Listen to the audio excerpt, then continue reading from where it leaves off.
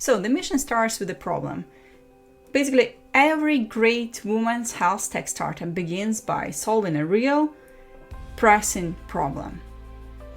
Women's health had massive unmet needs, from maternal mortality, it's like 800 women die every day from pregnancy complications, to chronic conditions long overlooked. So, step 1, identify a real problem that desperately needs fixing.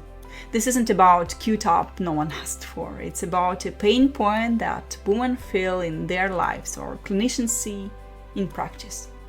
The more urgent and widespread the problem is, the bigger your opportunity to create impact and build a business.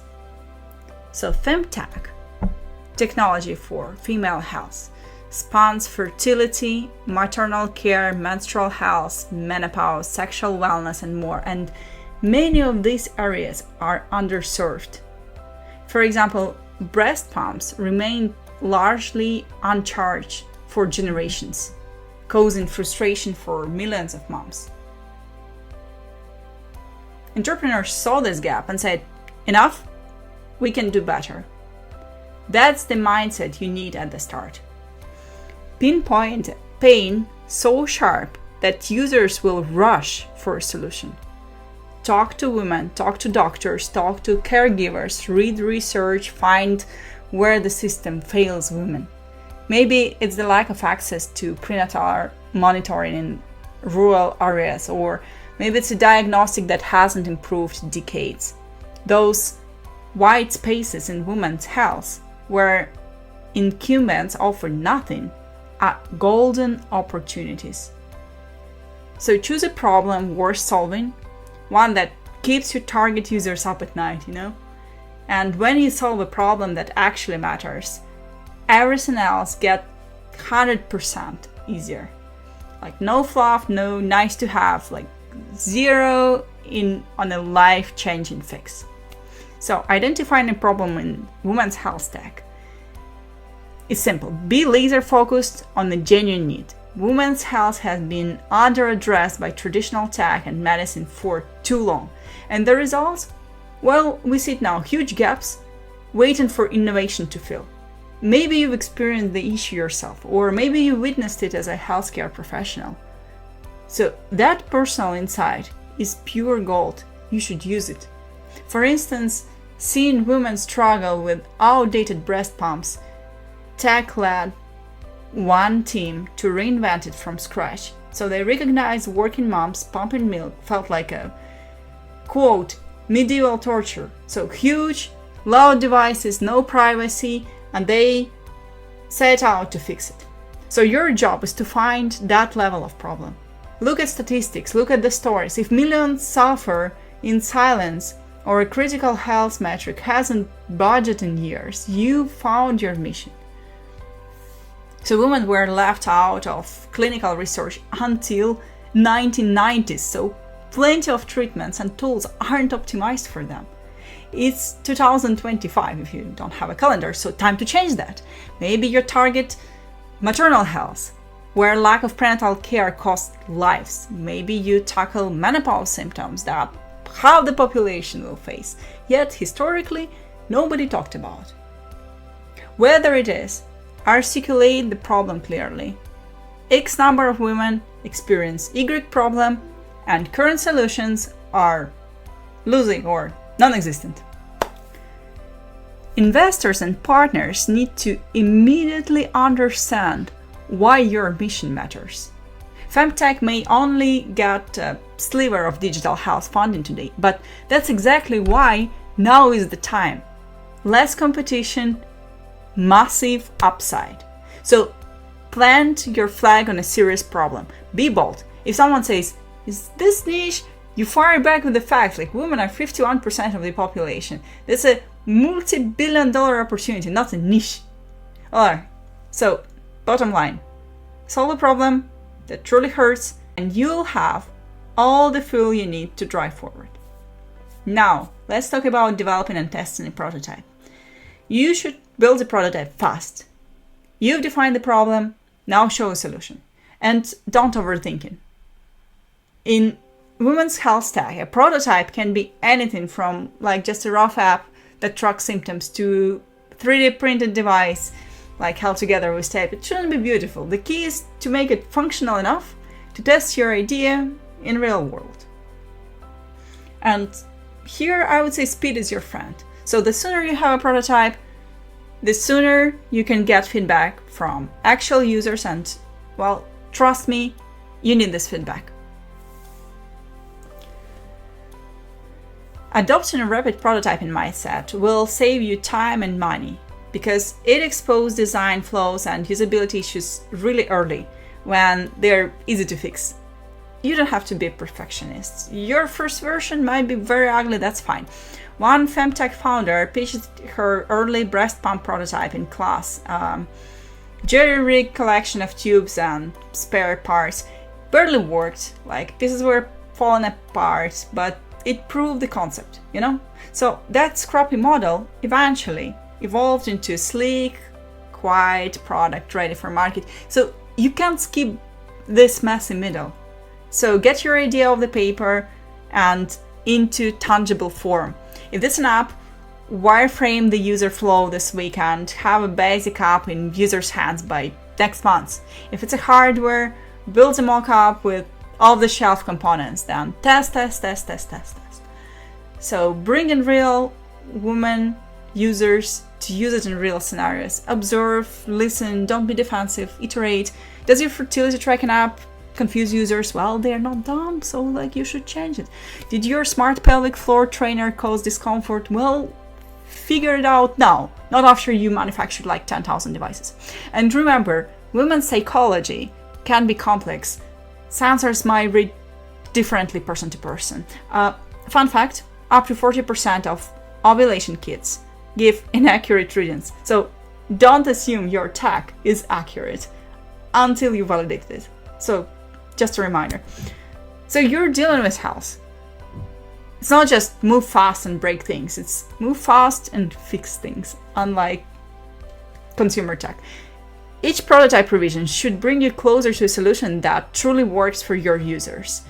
Try to embrace user-centered design. So co-create with your target audience. If your product is for OB/GYN clinics, have doctors trial it.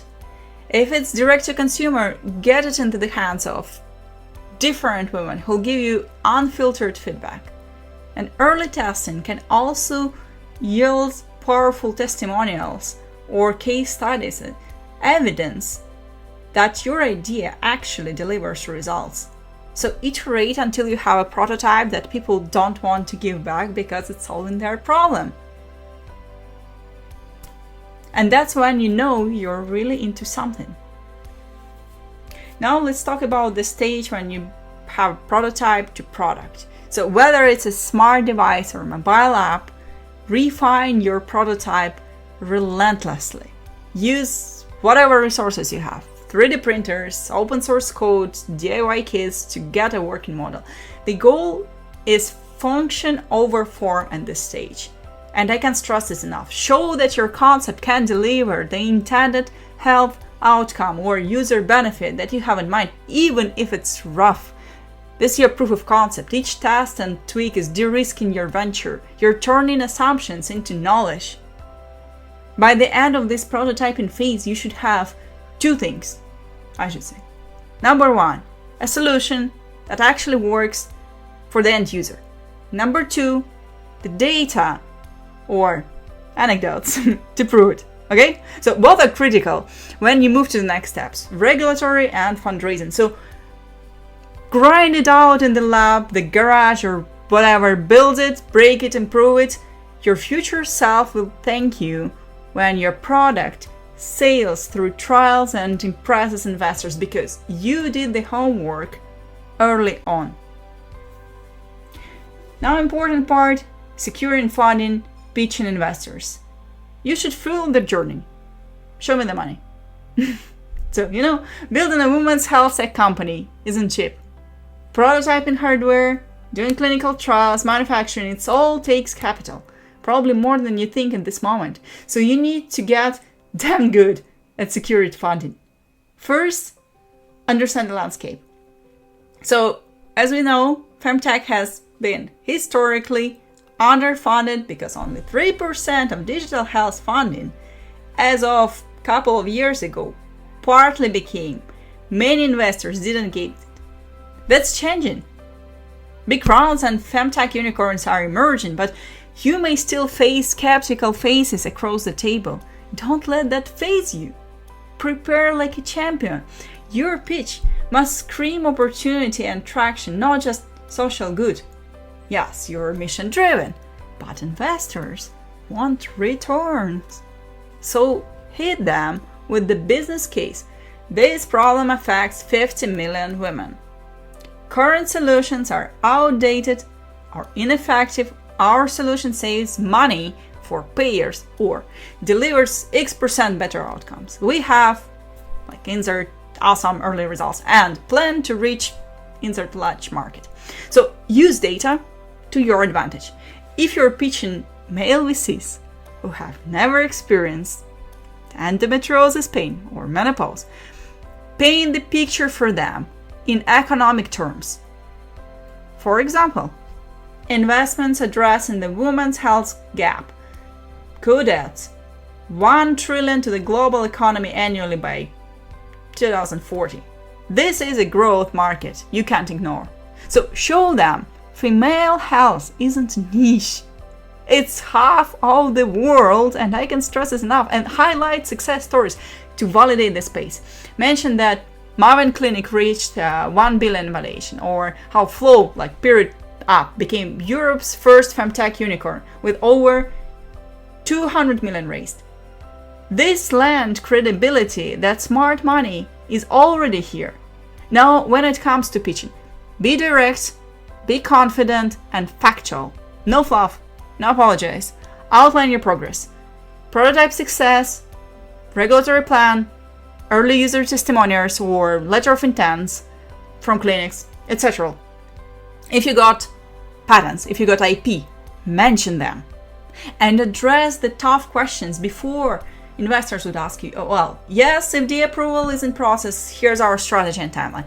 Yes, we know how to reach this customer. Here is our plan. Here's our plot partner, wait list of 5,000 users, whatever. You want to leave little doubt that you are the team to bet on. And speaking of team, investors bet on people as much as ideas. So show them you have the expertise, you have advisors to conquer the market. If you're a sole female founder handling a woman's health issue you've lived through, that's a narrative strength. You are the target market and you won't quit until it's solved. If you're a team, highlight domain expertise. Maybe you have a clinical co-founder or an engineer who has built medical devices before.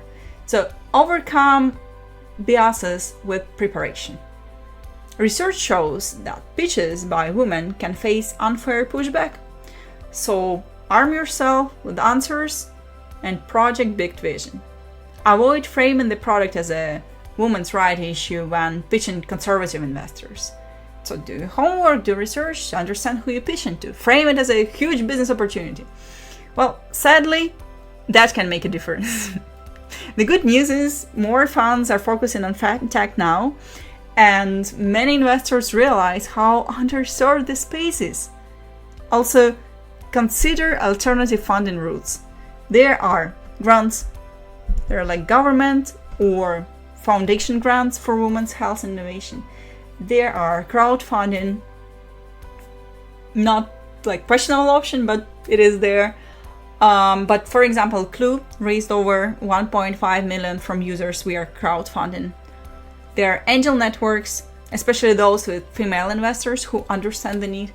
So early non-dilutive funding like research grants or innovation competitions can be also a way to get you through at least prototyping stage or trials without giving away equity. So use those if available. When you're pitching to VCs, remember this: passion plus traction. Your passion is obvious. You're solving something deeply meaningful. No question asked. So combine that with whatever traction you can show, like prototype success, user growth, pre-orders, partnership, whatever it is.